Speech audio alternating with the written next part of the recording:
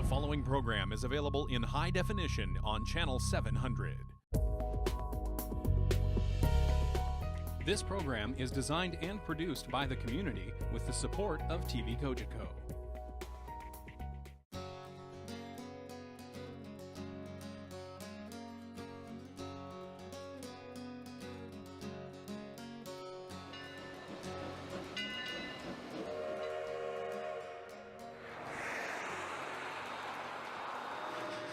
Hi, this is Mike Salota at the Old Jail Museum. We have some very interesting and informative information on the history of the railroads in Lindsay.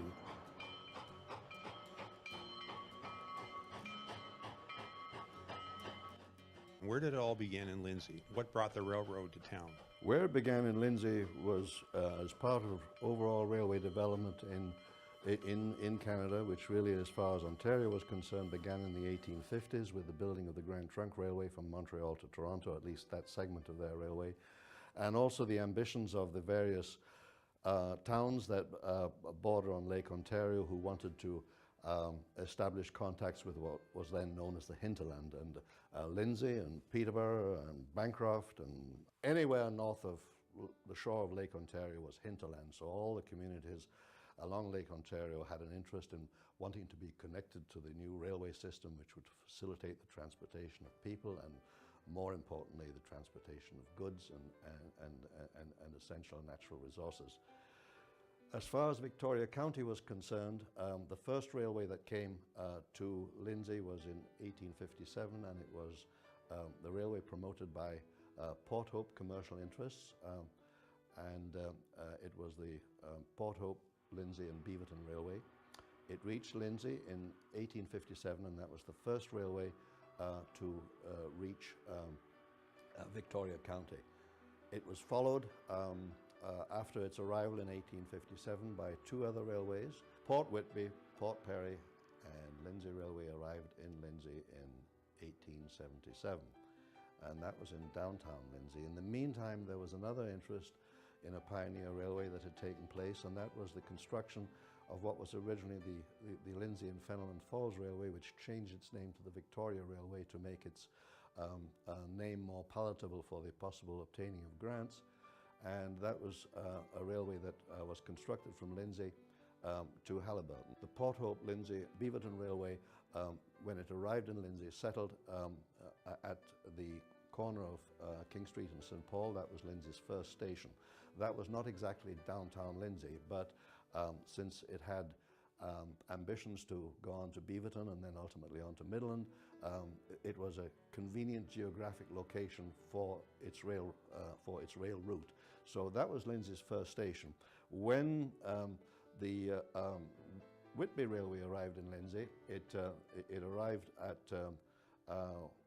Victoria Avenue South between what is now Melbourne and Glenelg, and they erected a temporary platform there until they built a Union Station. In the meantime, the Victoria Railway, which had struck out north to Haliburton, and that was a George Laidlaw enterprise. George Laidlaw, he basically bummed a junction off the Midland Railway by connecting his railway to Haliburton at a point called Victoria Junction, which is in the northern part of Lindsay. There's not very much of it left now. In fact, it's almost impossible to see any trace except for the original rail trail that went to Haliburton. That railway was constructed between 1875 and 1878, reaching Haliburton at that point. Its station facility in Lindsay was a shared facility, again at King and St. Paul.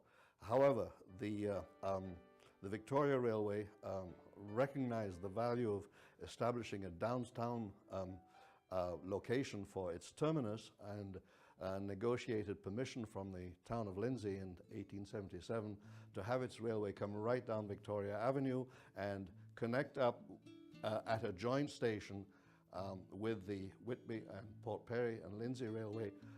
That happened in 1877, and they constructed a Union Station at the original location of the Whitby and Port Perry and Lindsay's first platform, which is roughly at the same location where the CNR freight shed was located a few years ago. Originally there was just a platform there, then they constructed this very impressive Union Station, and in 1879, and those three railways constituted Lindsay's original pioneer railway connections. It gave Lindsay a connection to Port Hope, it gave it a connection to Whitby, and then there was also the development railway into Halliburton. So, but certainly the main point of all this, that it was able to connect Lindsay with the Grand Trunk Railway, which in the meantime was snaking along the shore of Lake Ontario to Toronto and onto Chicago, and the Grand Trunk Railway went to Portland, Maine on the east. So it connected basically the Ontario hinterland with a trunk railway. It was called the Grand Trunk Railway, and that's the reason why it was called that. Lindsay's railways were not the first railways to strike into the hinterland. The first effort was, of course, by Toronto itself with its railway to Collingwood in 1853. So in Victoria County, what you had, to summarize, in 1857 was this conglomeration of the three railways, the Port Hope, Lindsay and Beaverton, the Whitby, Port Perry and Lindsay Railway, and then of course the development railway to Halliburton, and they all concentrated to provide Lindsay and Victoria County railway service, and that really was the beginning of Victoria County's commercial development, its contact with the outside world, and as far as Lindsay was concerned, its start as a manufacturing centre. The next stage was the entry of the Midland Railway. What happened was the Lindsay, Port Hope and Beaverton Railway, which, by the way, reached Beaverton in 1871. It came to Lindsay in 1857, and it sat in Lindsay, as a Lindsay terminus for the next 14 years. But it finally made it to Beaverton in 1871. In the meantime, the Port Hope, Lindsay and Beaverton Railway changed its name to the Midland Railway, and it reached Midland in 1879. But by 1879, the Port Hope, Lindsay and Beaverton Railway was, or then known as the Midland Railway, was exhausted. In stepped the several times mayor of Peterborough, George Cox, later Senator Cox, who had been quietly buying up the bonds of the various pioneer railways, and all of a sudden declared himself as the de facto owner of these pioneer railways by having picked up the various bonds all over the countryside, sometimes just on 10 cents on the dollar. And he took over from Adolf Hugel, and he forged a consolidated Midland Railway, which combined the original Lindsay, Port Hope and Beaverton Railway. It pulled in the Whitby, Port Perry, Lindsay Railway. It pulled in the Victoria Railway that went to Halliburton. It also pulled in the Toronto-Nipissing Railway, which in the meantime had struck out from Toronto to go to Coboconk, with the hope of eventually getting to Lake Nipissing, which it never did.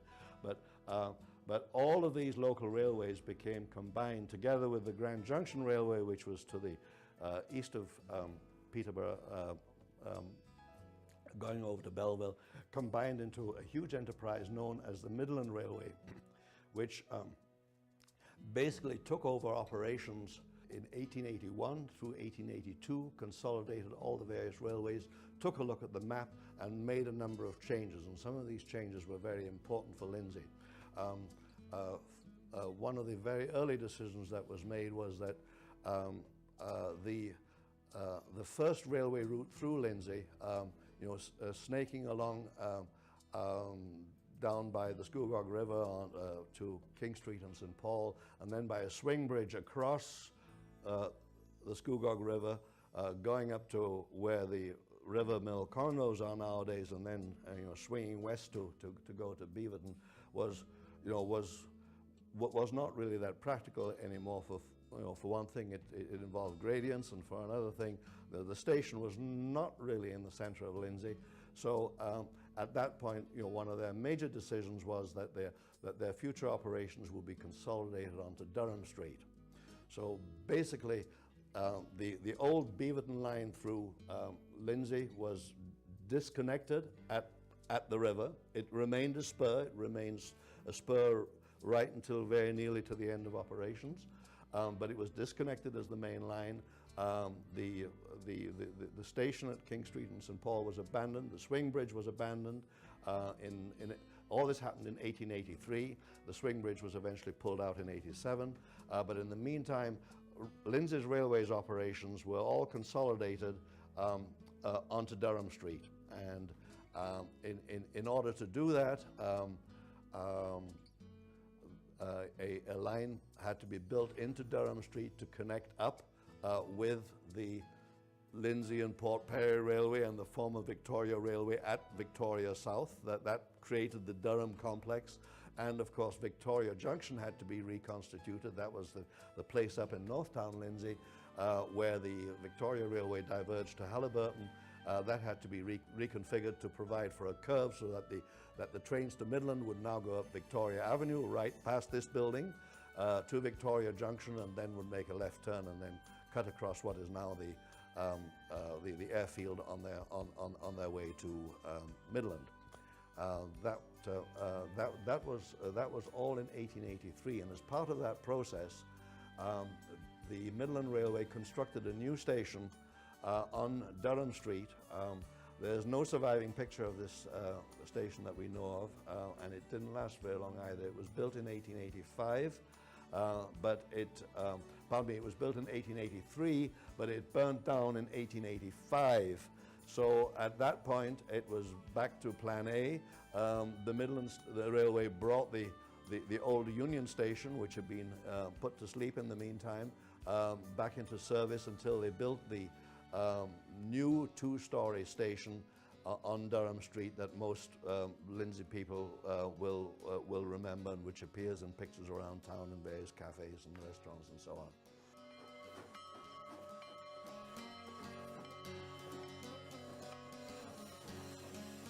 All Around the Town returns after just a short break.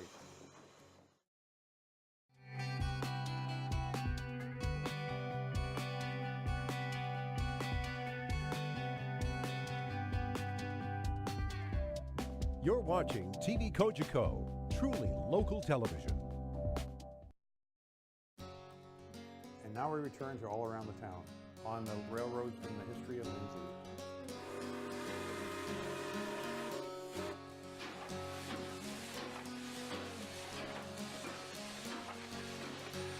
One of the decisions that the Midland Railway made was that Lindsay would become its center for operations. By 1887, Lindsay was the de facto central operating hub of the Lindsay Railway. Yes, there was a big station in Peterborough, and basically the Midland Railway was operated administratively out of Peterborough, but as far as operations were concerned, the operations were in Lindsay because that's where the railway hub was.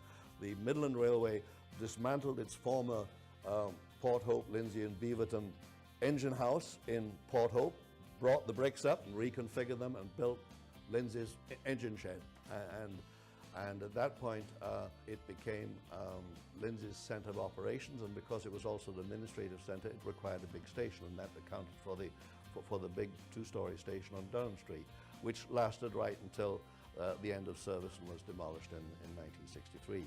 So that was really the second phase of Lindsay's development as a railway center, and it created that central hub in Lindsay of railway operation. There was 55 miles of track in Lindsay. There were 40 trains a day going through Lindsay, except Sundays.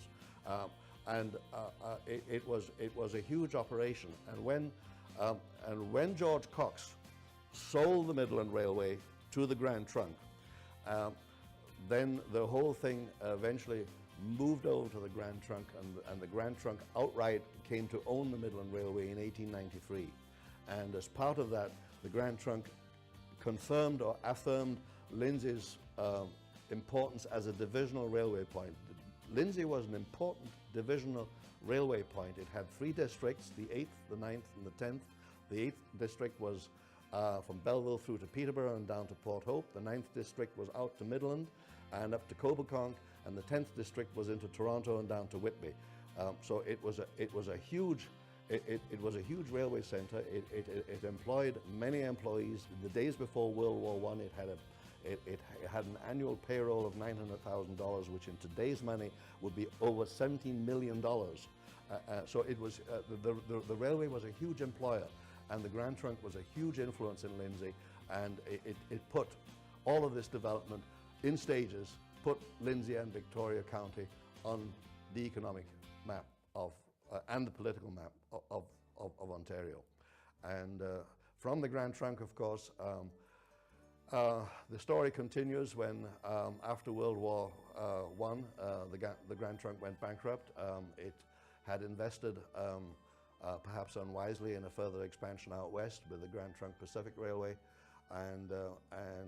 but the immigration that everybody had hoped for to the Canadian West was disrupted because of World War I, and after World War I, the railway started to go bankrupt, and basically the federal government, the Canadian government, picked up all the bits and pieces that had gone bankrupt, and the Grand Trunk wasn't the only one. There were a number of other railways as well, and everything was consolidated into the Canadian National Railways in 1923, and the Canadian National Railways is, of course, what people remember today. And so that was the second stage of Lindsay's development as a railway centre. When anyone mentions, railways in Canada, and everybody who went to school in Canada, knows that the CPR, bound this country together, by going out to British Columbia and the last spike being hammered in at Craigelachie, and everybody knows the CPR made Canada, and that's the history that people are taught. But in actual fact, that did not happen until the 1880s. That the CPR started to be constructed. So, as we've just discussed from our earlier segment, what I talked about was the Grand Trunk Railway. Well, where did the Grand Trunk Railway come from? In actual fact, the Grand Trunk was on its way in the 1850s, but it did not bind Canada together because it was basically connected to U.S. points from Portland, Maine through to Chicago, and it just happened to go through parts of Quebec and Ontario because it was geographically convenient.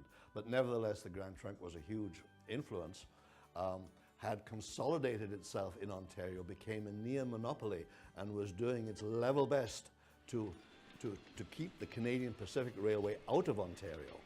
And that was the reason why it was so interested in the Midland Railway. There were very few independent railways left in Ontario by the time of the 1880s.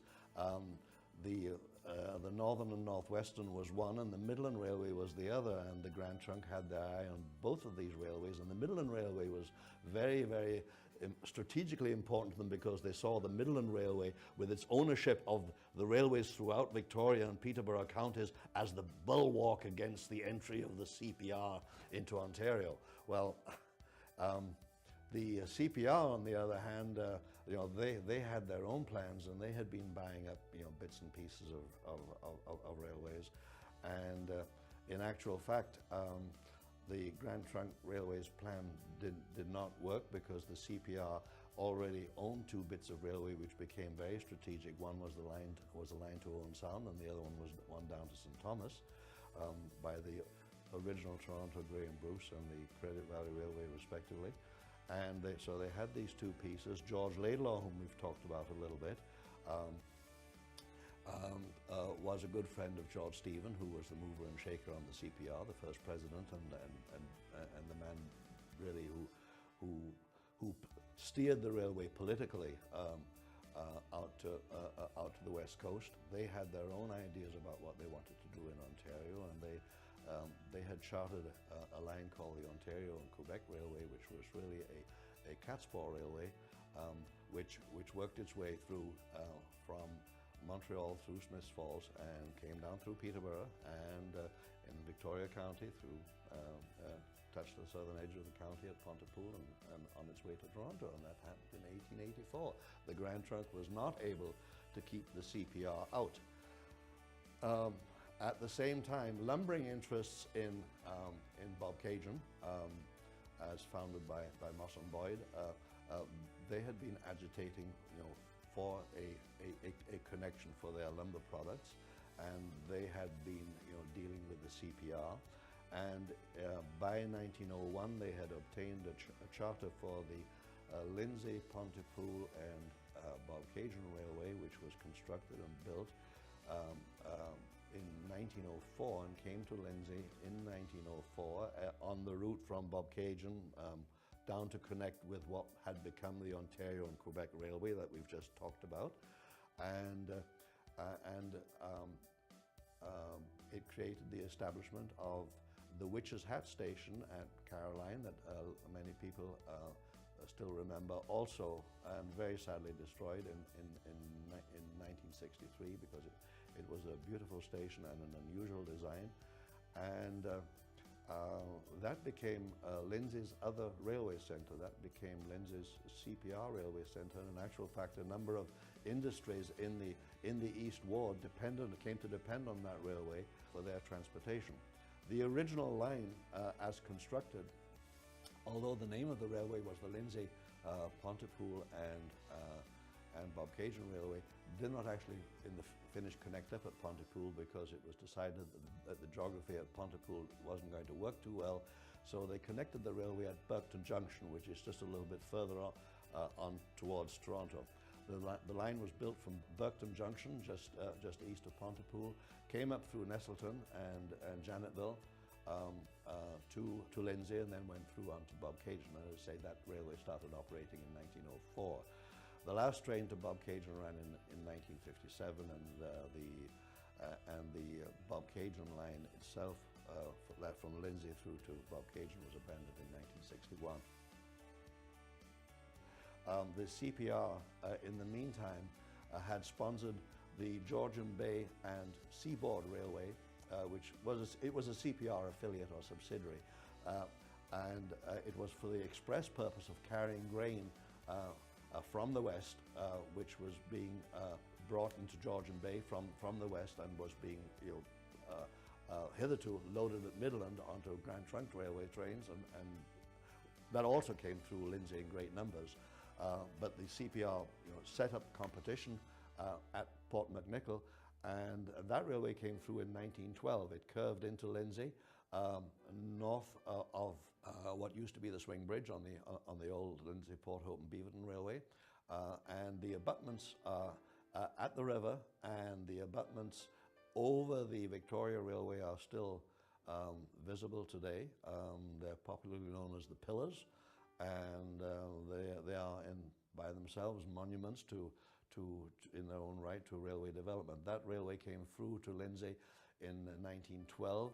Its primary purpose was the transportation of grain, and they created a new line just south of Lindsay that went direct. It used the line, the old CPR line, to just south of along the Scugog River to a point at what came to be known Lindsay Junction, and from there on in they constructed a line straight down to Bethany at what became known as Bethany Junction or Dranole Junction, and those trains rolled through Lindsay right until 1937, when that line was abandoned. That is a very important thing to mention. The other thing that should be mentioned as well, of course, is the Coboconk line, and I referred to George Laidlaw. The Coboconk line, as it was constructed, never actually came through Lindsay. It came into Victoria County, obviously, but it was a Toronto development road, and George Laidlaw, who had come from Scotland in the 1850s, became employed at Gooderham and Wirtz as a grain buyer, and ultimately became a railway developer and a wheat merchant in his own right. He became a very wealthy man, and he espoused narrow gauge railways, and this really was a form of rebellion against the Grand Trunk and its broad gauge, which he, as he put it to the citizens of Ontario, were gouging everybody in terms of what they charged to build the railways and to transport people and their goods. He espoused narrow gauge railways, and there were two built. One was the one out to Owen Sound, which was later picked up by the CPR that we've already talked about, and the other one was built out to Coboconk, and they were constructed as narrow gauge lines, 3'6" gauge, and it diverged from the Grand Trunk at Scarborough Junction, came up through Markham and Stouffville, Uxbridge. The operational centre of the railway was at Uxbridge, and from there on in came up through Cannington and Woodville, crossed the Midland Railway at Lawnville Junction, and then went north to Coboconk. It had plans to establish a branch to Lindsay, but those plans never came about, at least not in the old Toronto and Nipissing days. It was not until the Midland Railway took that railway over as well in 1881 that it built one of the missing links. It made a connection between Blackwater Junction and Manila Junction so that trains could operate direct from Toronto to Lindsay and vice versa. Everything you see in Lindsay, is owed to the railways. Lindsay became a town in 1857, and the manufacturing took off after that date. It had huge implications for the political life of the county, for the economic life of the county, and for the social life of the county, because politically, in those days, railways were power. They were political power, as George Cox so amply demonstrated. The economic power was self-evident, because up until then, up to the time of the coming of the railways, there was no real transportation. People could not afford to move away from where they were born. You lived and died in the same place. So it was a very, very different way of life until the railways came. The railways opened everything up for people. And of course, then there was the social dimension, which I've just mentioned. People could actually travel to another place, go see somewhere else, go move somewhere else, go work somewhere else. The railways facilitated all of that, and that is the story of railway development, and that's their contribution to Canada. Thank you very much, ladies and gentlemen, for watching our show and the Lindsay Museum and the railroad history. We look forward to seeing you again and all around the town.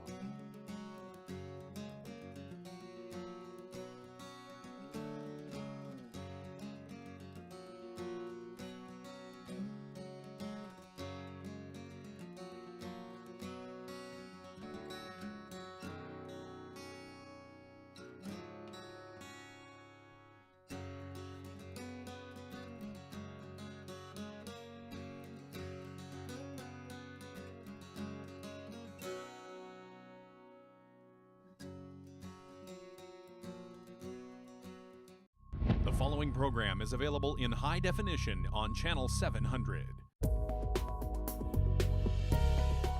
This program is designed and produced by the community with the support of TV Cogeco.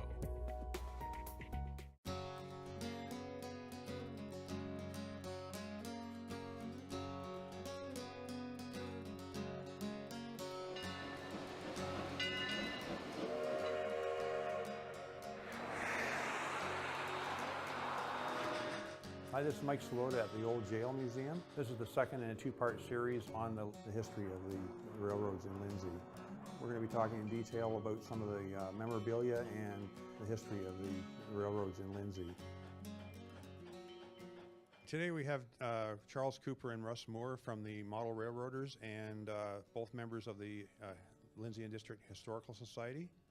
And we're going to be talking today again about the trains in Lindsay. Today we're going to talk about the passenger train history a little bit, and then we're going to talk about how the trains declined in town and the demise of the trains in Canada, basically, and in the area, and how it affected this area.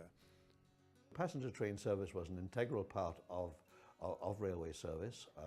Originally there were exclusive passenger trains, that is to say trains that moved passengers only, as opposed to mixed trains, which were a combination of a freight train and a passenger car. The original trains were passenger trains, and most places outside the big centres had 2 trains a day. And this service was sufficient for people's needs to enable them to get about. And of course, life moved at a much slower pace in those days. And all of the towns and villages, or most of the towns and some of the villages, also had railway hotels, which were a necessary adjunct, because chances are you would have to stay overnight before you could catch your train, or if you arrived late at night, you'd have to stay somewhere before moving on if you had to travel further to get to your destination. Passenger service remained a very important component of the railway infrastructure and its service.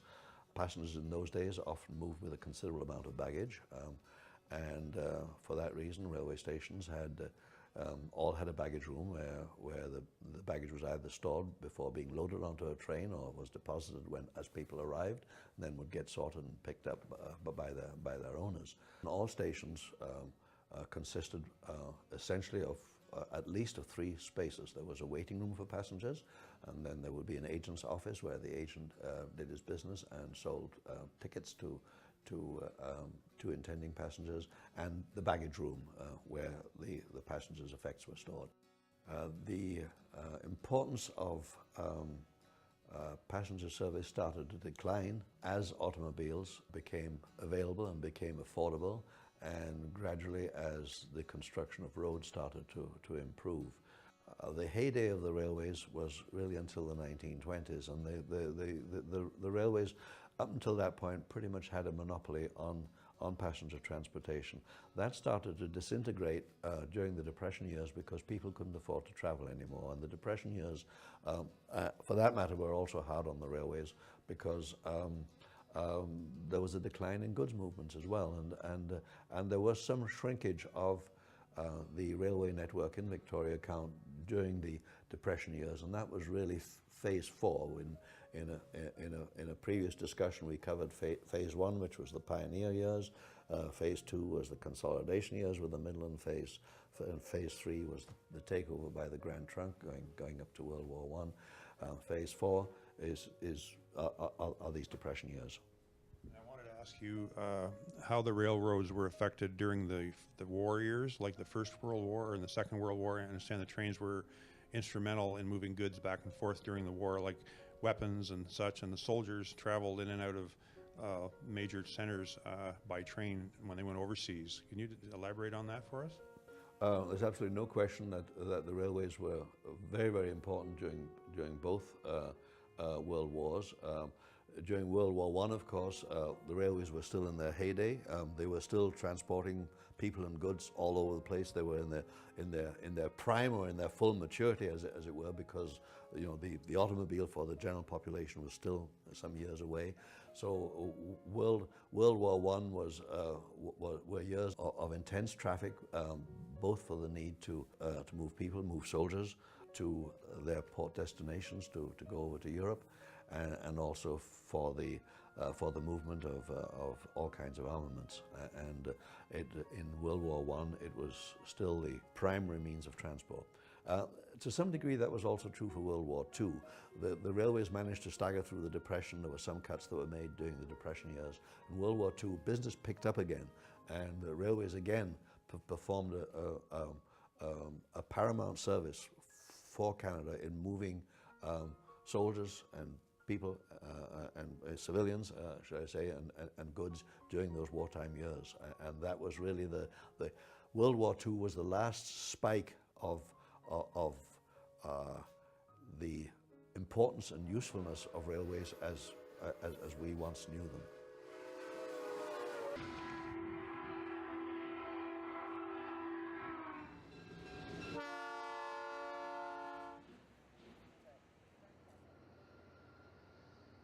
So where do you see the trains today in our system? What do you think is going to happen in the future in regards to the trains according to our economy? Do you think it's going to be something of the past? Do you think trucks are still going to be the major source for transporting goods, or do you think the trains will come back again like they did to some extent? I know that there's still a need for trains bringing stuff across from ports that bring stuff in from other countries. There's a lot of stuff being brought in nowadays, but we don't produce as much as we used to either. So I can understand the drawback with the trains not being as big as they used to be. So I'm wondering what you think would be the future of our train industry. Well, this is to some degree a matter of personal opinion, but certainly Phase 5, caused the decline of railways as we remember them back in the 50s and 60s, and the railways have reinvented themselves. They've had to reinvent themselves from passenger carriers and carload carriers to commodity carriers. The railways and this is outside the urban areas where we have GO Transit and light rapid transit and so on. I'm thinking here of the Toronto area and Ottawa and Montreal and so on. But as a generality, the mainline railways have now become commodity carriers. They've reinvented themselves. The trains can be up to well over a mile long, hauled by huge locomotives. And no, I do not believe that they're going to disappear. And the reason for that is that we are also facing environmental issues, and railways are still the most environmentally friendly to move anything. It's far more environmentally friendly than the truck, and far more friendly than an aircraft. So railways do have a future, but they've had to reconfigure themselves. We are now facing issues of how to transport resource commodities. That's a very current issue with the transportation of petroleum. That's increasing at a very rapid rate with the railways. The railways have integrated. They have shed most of their branch lines. They've integrated throughout Canada and the United States. The Canadian, what is now CN, is not an east to west railway anymore. It's a north to south railway, and so is the CPR. There's integration with the American major railway carriers, and the landscape has changed. But no, I don't believe. Yes, abandonment occurred as we remember railways around Lindsay. I don't know that Lindsay will ever see a railway again. It's possible, depending on how high the price of oil may go eventually, or what other means of transportation, or what other environmental issues come up. But certainly as far as Canada is concerned, the railways are still there, and they will continue to have their importance and will maintain their importance. And I think that importance will increase as we continue to face more and more environmental issues. Victoria County does boast the homestead of Sir William Mackenzie, who was one of the movers and shakers of the construction and development of the Canadian Northern Railway, which was developed in the early 20th century as a third national Canadian transcontinental line. Up until that time, the Canadian Pacific had the Canadian West all to itself, and there were two other entrants into that race in the hope of developing Canadian immigration to the West, and that, as we have mentioned, was the Grand Trunk Railway, which fostered the Canadian Pacific Railway, and also the Canadian Northern Railway. The Canadian Northern Railway was spread right across Canada, and in Ontario also constructed a line from Toronto to Ottawa. So that was 3 lines heading east out of Toronto along the lakeshore. And the Canadian Northern was an early casualty of the Depression years. There simply was not enough room for a third transcontinental railway in Canada. And with the start of World War I, and with the decline in immigration and with the financial pressures of construction, the Canadian Northern Railway became another bankruptcy casualty right at the end of World War I, and was in fact one of the railways that was picked up by Canadian National Railways. The closest railway that was owned by the Canadian Northern in terms of Victoria County was just to the north of Victoria in Haliburton County over to Bancroft, where there was a line which was originally called the Irondale-Bancroft and Ottawa Railway, which was developed as a mining railway in the very late 1900s, and then became the property of the Canadian Northern Railway. It lasted as a link railway between Howland Junction, formerly Kinmount Junction, and Bancroft. It never did get to Ottawa. It ran from 1909, which was the date when it was finally constructed into Bancroft, until 1960. The railways left, well, in the case of Lindsay, it left Lindsay by degrees, and in the case of all communities, railways, shut down service gradually. First of all, the passenger service would go, and then it would be the occasional freight train, and then eventually, you know, the line would become abandoned. So yes, it was a transformation stage for all communities. It was a shock to them because it had been this way for many, many years. Some communities were hoping for various reasons that the railways would continue. There were local political forces at play as to whether the railway would be developed or whether it would be just, you know, left to atrophy. But the main thing, as far as the railways were concerned, for whatever the reasons were, they weren't getting the business. So it was no longer an economic proposition for them, and essentially that's why they pulled out. Aside from the automobile and the improvement of the roads, the major reason that most communities, you know, lost their railway service is that the railways lost the postal contracts. The post office shifted their business from the railways onto trucks and automobiles, and those postal contracts for the railways were their bread and butter. Once those contracts went, their balance sheet was virtually no income, because people by then were using other means to travel, and goods were being shipped, you know, generally by road, and that's how the local railways, as we remember them, came to die. But there was some shrinkage there. You know, in Victoria County, it was the old line through Janetville and Nestleton on the old Lindsay, Pontypool and Bobcaygeon Railway, and of course the Georgian Bay and Seaboard Railway. The Georgian Bay and Seaboard Railway was abandoned in 1937. Those were the two major casualties in the north of Lindsay, that was, in the Great Depression. So it was a gradual process, and it was a gradual factor in the way that we, in the way that our economy changed, and in the way our way of life changed, and that's how the railways had to reinvent themselves. On the downside, I think there were still some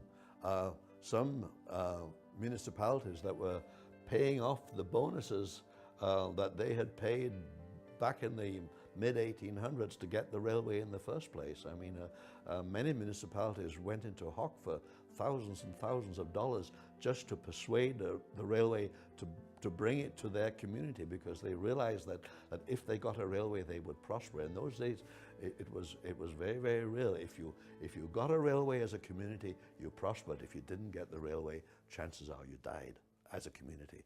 And so there was a very, very strong imperative, and there was a competition, you know, to bring the railway to everybody's place. Here, come to my place, we will pay you, you know, $10,000, $20,000, $50,000 of the day. That was big money, and you know, and bearing in mind that many communities were sparsely populated, and that those payments, those bonuses or bribes, if you want to call them that, they had to come from the public purse.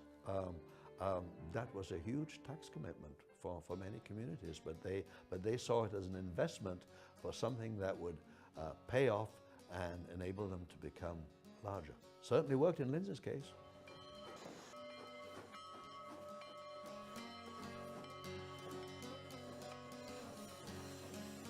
All Around the Town returns after just a short break.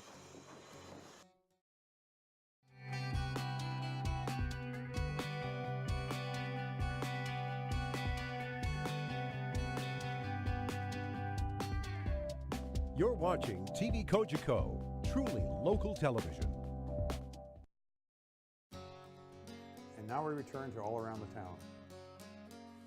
Today we have Ian McKechnie with us. He is a member of the Historical Society in Lindsay, and we're going to ask him some questions pertaining to the train history in Lindsay and surrounding area. One of the first things I noticed is that picture up there. Could you tell us about where that train station is? This is the Canadian Pacific Railway Station on Caroline Street in Lindsay, located between Queen Street and what is now Colburn Street. The station itself was built in 1904 by the Canadian Pacific Railway as part of its line from Burketon Junction through to Bobcaygeon, and later served the needs of a Canadian Pacific branch line from Port McNicoll on Georgian Bay through Aurelia to Lindsay and down south of Bethany, which was built in 1911-1912. The train itself appears to be coming from Bobcaygeon en route to the main yards, probably in Toronto, but stopping in Lindsay to pick up goods at one of the factories located in that part of town. It would also travel south through Bethany, pick up farm goods before heading down the main line into the West Toronto yard. The station itself was demolished in 1964 after serving a brief stint as our local museum. And that map there, is that the trains track all through the Haliburton area, or the Victoria County area? This map is a stylized rendition of the railway network in Lindsay at its height. So that would be circa 1920.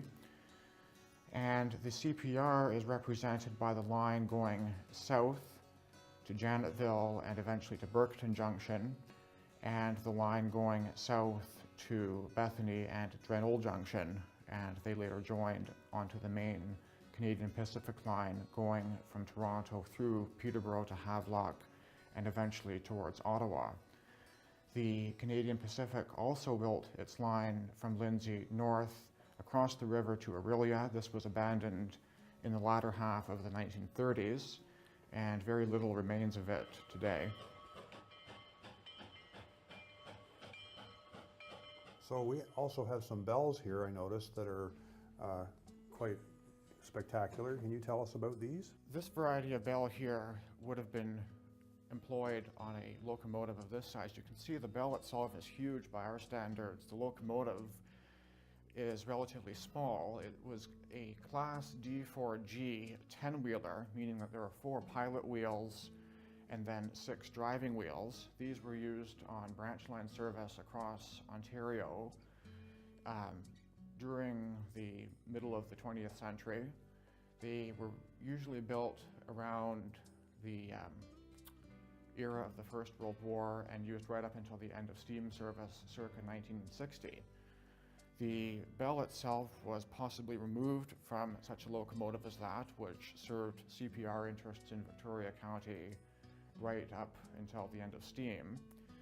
The bell itself would have been operated by a lanyard, which was fixed from here along the locomotive boiler to the cab, where the engineer, or in Canada, drivers they were called, would sound it as it approached a station, or to warn animals, people, and other such moving objects to clear the way as the train came through. It does create kind of a sound. And the bell, along with the whistle, and each whistle, of course, had a different meaning depending if you were approaching a grade crossing, approaching a station, approaching an animal or a person on the track. That system was developed in the 19th century and continues to be used today with, for example, the most common whistle signal is 2 shorts, a long and a short as a train approaches a grade crossing. This bell was used by the Grand Trunk Railway on its locomotives, and it is operated, I believe, by air pressure, which was more common later on as technology improved. These were local engineers who graduated in 1909 in September. Most of these men would have been born in the 1880s when the railways were being opened up. They would have been in their 20s and 30s when they were qualified as locomotive drivers or engineers. Most of them survived until the mid-19th century.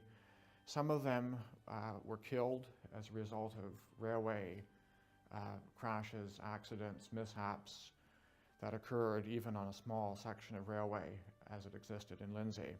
The picture in the middle shows a locomotive, again the 440 type American model, sitting at the Lindsay shops, which are now overgrown, although the general vicinity of the shops is still accessible. The last passenger train through Lindsay arrived on January 31st, 1962 from Belleville en route via Peterborough and Lindsay to Toronto. It was train number 93, hauled by a diesel locomotive, and although train service continued into Lindsay for another 3 or so decades, commercial passenger service ended with this train 52 years ago. In 1989, the line from Lindsay through to Peterborough and eventually to Belleville was removed, And in 1990, an extension was granted by the Board of Railway Commissioners, I believe it was, for train service to continue in Lindsay after December of 1990.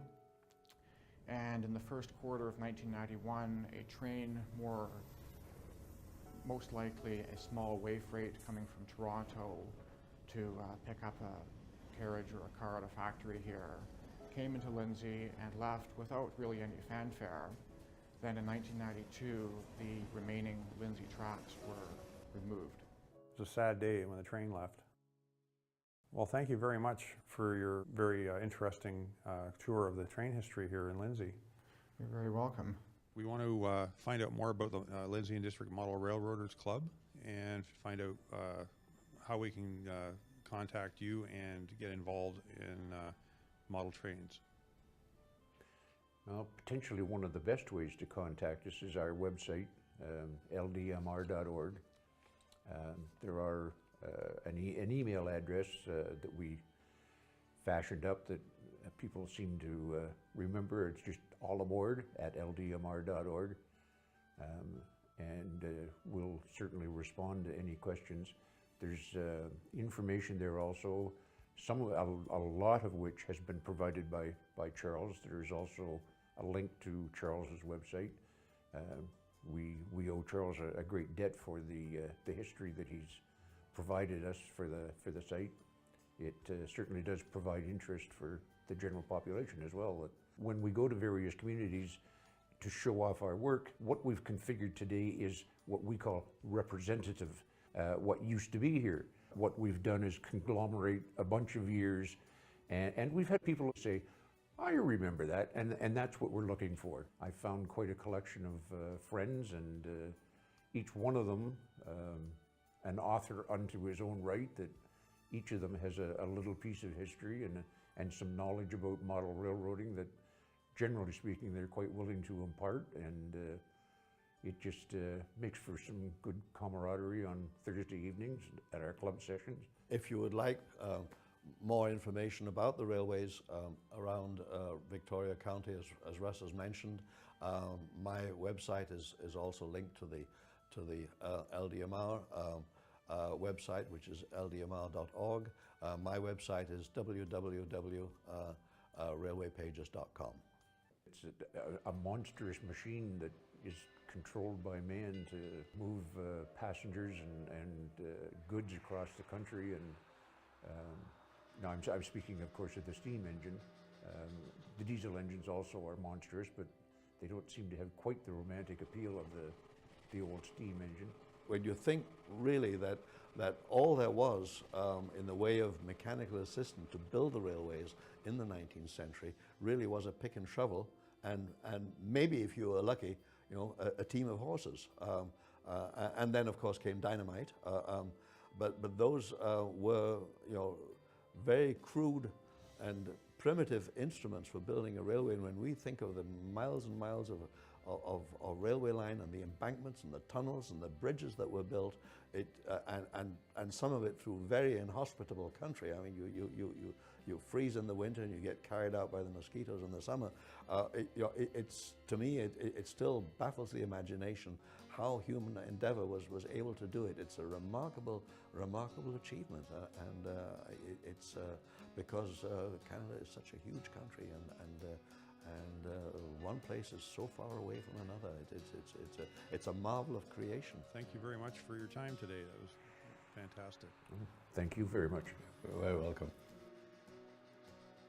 Thank you very much, ladies and gentlemen, for watching our show and the Lindsay Museum and the railroad history. We look forward to seeing you again and all around the town.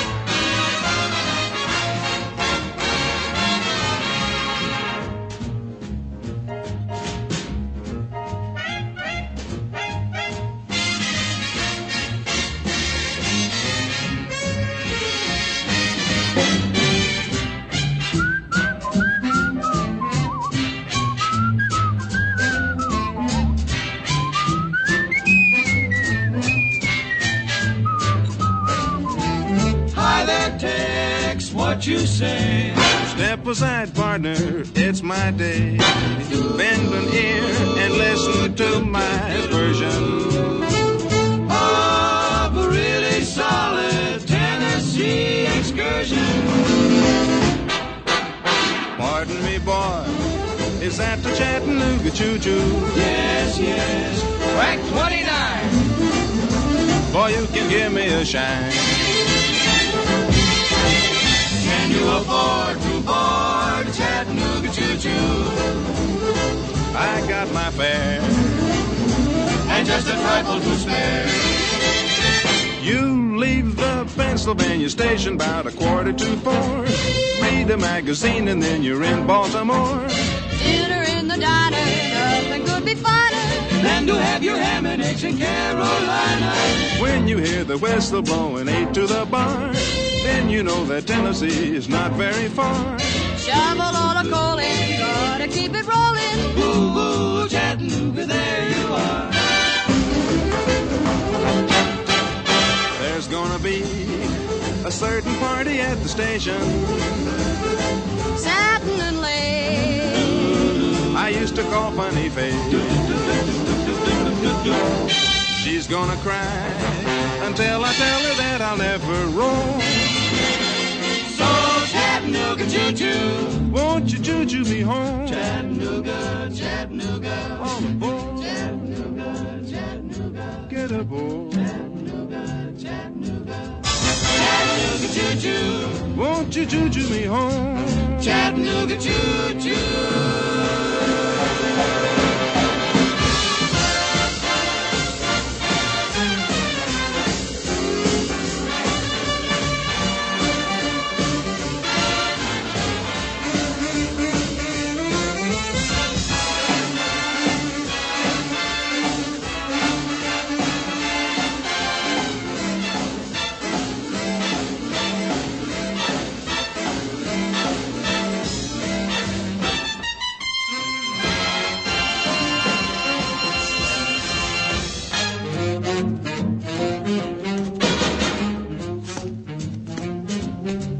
pardon me, boy. Yes, yes. Is that the Chattanooga choo-choo? That's the Chattanooga choo-choo. On track 29. 29. Uh-huh.